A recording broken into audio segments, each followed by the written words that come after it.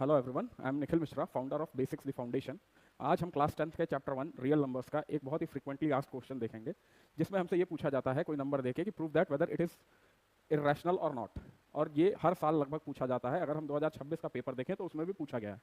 मान लीजिए इन्होंने पूछा कि whether root A is irrational, तो ये हमें प्रूफ करना है। मान लीजिए कि एज्यूम कि रूट ए इज़ रैशनल, और इसको हम पी बाई क्यू फॉर्म में लिख सकते हैं, where P and Q are coprime.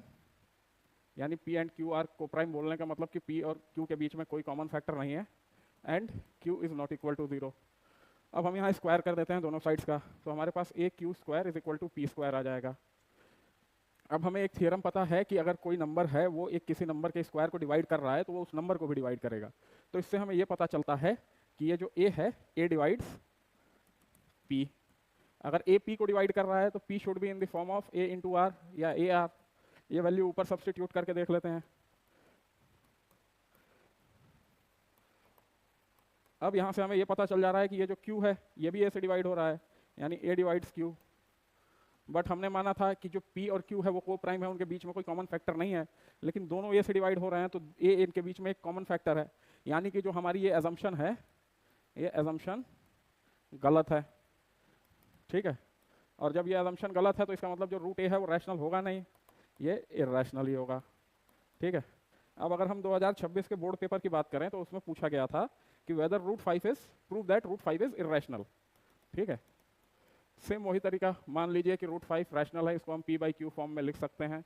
P and Q को प्राइम है और क्यू नॉट इक्वल टू 0 है। ठीक है, अगर ऐसा है तो P square is equal to 5 Q square.